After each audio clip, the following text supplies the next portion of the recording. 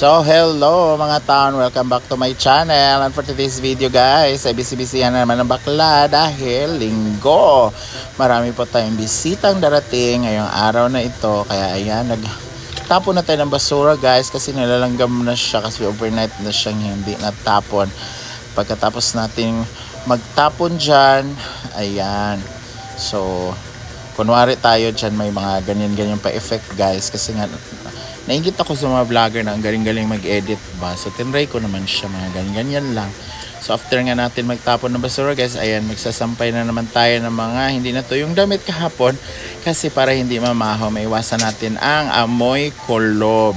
Kasi nga araw-araw tayo nagsusuot ng damit para hindi tayo amoy kulob. So sobrang daming sasampayin. Ayan pa ang second batch ng ating isasampay. So maganda kasi ang araw ngayon guys kasi tag-init. So matutuyo talaga siya hanggang hapon. Kaya yan yung ginagawa natin. Pag umaga, pag marami tayong mga nalabhan at hindi natuyo. So kailangan talaga isampay para iwas amoy kulob. And yan na po ang third batch kung saan isasampay din natin yan. So sobrang dami kasi ang dami din naman kasi namin dito sa farm. So, hindi lang naman akin na yan, damit. Sa lahat, pangkalahatan na po yan. And of course, wala nang pa. Siyempre, doon tayo sa malilim pa yan dyan. Pero mamaya-mayang tanghali ay okay na yan. And dahil may sakit si madam, ayan, nilugawan siya ni Britney guys. Ayan, nagpakulo na si Britney ng lugaw. Kasi nga, walang panlasa si madam. Kasi nga, parang na yata siya, na over fatigue. And ito naman yung kanin. Ayan, nagsaing na rin. Para kung sinong gustong kumain ng lugaw or kanin, meron na agad. So, diba? Kaloka sila. And of course, ayan nga yung pinakuluan na panlugaw. Ang kumuha ng video pa lang ito ay si Sir Archel. Inutusan ko siya. So, may third batch pa talaga, fourth batch pa talaga guys na isasampay. Hindi pa tayo tapos.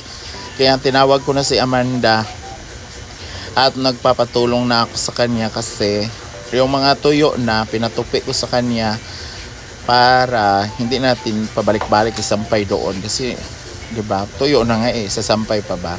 So actually mabait naman si Amanda kaya pinatulong ko na rin yung iba sa kanya dahil para naman malinis na yung pwesto na yan, 'di ba? Ang ganda ng lola mo, Inutusan ko ya si Jan na itupi na niya yung mga tuyong damit. So ayan nga Sir Argel, thank you so much Sir Argel sa pag-video sa akin dahil hindi ako nahirapang so ayan na si Amanda, inumpisahan na niyang magtupi ng mga damit. So ayan, nilatag lang niya dyan kasi dyan din niya tutupiin para hindi siya mahirapang mag yuko-yuko dahil nga mahirap kaya magtupi ng mga damit. So ayan na siya, si Amanda baby, the singing deaf, 'di ba? Siya lang kayang pipi na sobrang talented. So ayan yung mga jacket ni Madam na pang travel.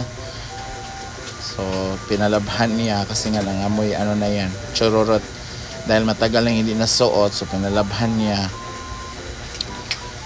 And nandyan si Ma'am Jill. So after natin nga magtapon ng basura ay magpakain naman tayo ng manok.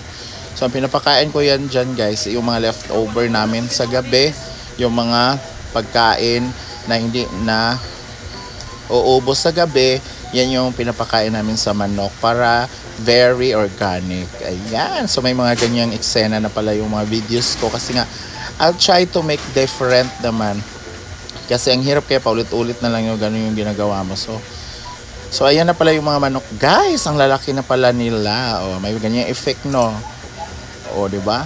Ang lalaki ng manok, ang sarap katayin. Kaso lang, syempre, paparamihin mo na yan. Kasi nga, para pag gusto mo nang kumain, at least hindi masyadong halatang bawas na talaga yung mga manok. So ayan, kanya-kanya na silang kuha guys. At sobrang yan sila guys, lumalapit talaga yan sa tao. Hindi katulad ng ligaw na manok ba.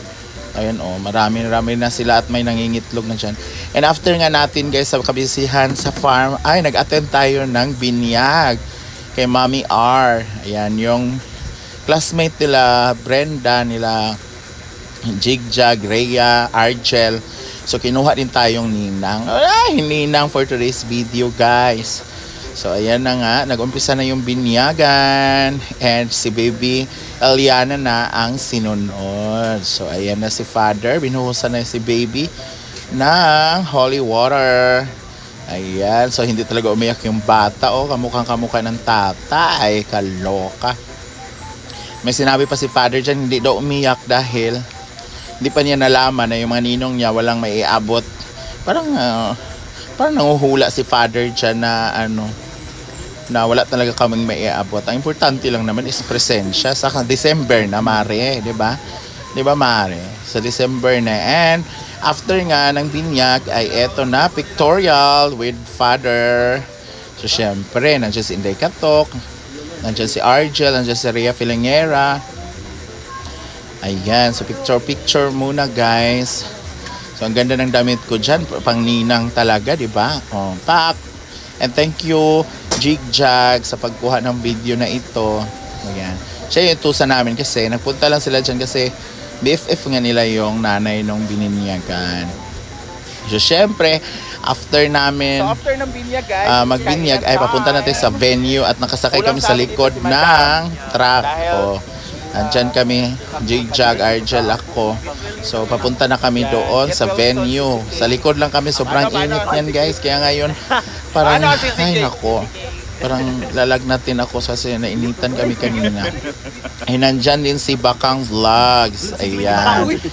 And si Rhea naman is nasa kabila. So, alis na kami, papunta na kami. Venue, dahil alam niyo na kung anong sunod sa venue. Kainan na. So this time, ayan, nakapumasok na kami sa venue at napakasariwa ng venue, guys, kasi tapat siya ng para siyang beach resort pero exclusive siya. May mini pool siya dyan, parang infinity pool, ayan pero sobrang liit lang. Ayan, dito lang din yan sa bayan ng Hasaan, kung saan dito din yung ginanap yung pero malayo-layo pa rin siya. Ayan, so dagat. So ayan yung kainan naman later. Pero hindi pa nilagyan ng mga yan pagkain. Puro pa lang yan mga empty. So ayan. So syempre, mawala yung lechon. Actually, 2 lechon yan. And may pabanda si Mayor, mga reggae nga acoustic. Reggae band. So ang ganda-ganda ni Bakang, ni Inday, ang ganda din ng decoration. Ang ganda lahat, sobra.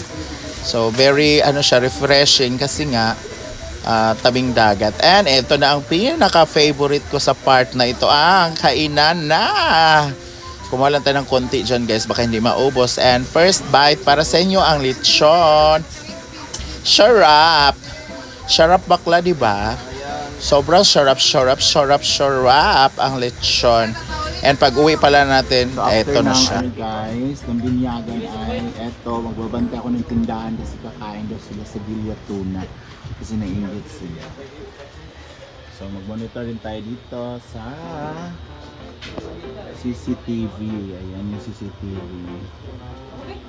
Yan si Bimbo, nakahiga pa. Mag-ilis na ka, uy! Uy! Mag-ilis na ba? So ito yung bagong mga binili for today's video. Ayan, mga chicherya. Ano saan ito rin? Chicherya ni tanan? Chicherya ni tanan? Ayan, so nagpaganda na siya kasi pupunta na daw sila ng Villa Tuna. Sama ang family ni Brenda, guys. So, maghapunan daw sila doon. So, konti lang kasi yung ayan, mga chicherya. So, namili na sila. Ay, kuya pa-arrange anak kay basin lang. Panlabay ko na dito sa pa. Or ba ko kabalo? Basta ka sa taas. 35, 40. Ano man yung mga puwan ko? Kanang mang Juan, pila na? 35. Kanang Rinbe? 35. May presyo? Kanang Martis? 30, may ang maligya sa may bawang. 30, may nga maligya. Ito, makinag yun. Ito, maligya. 3-0 man na. So ayan na si Dona, ginoo ko. Natama na. Vibes na pala yun. Trapuhan na yan. So thank you so much guys for watching and see you on my next vlog. This is Gwen Comang. Sa mga hindi pa po nakapag subscribe, follow, and share, please. Please, please, please. So maraming salamat. God bless you all.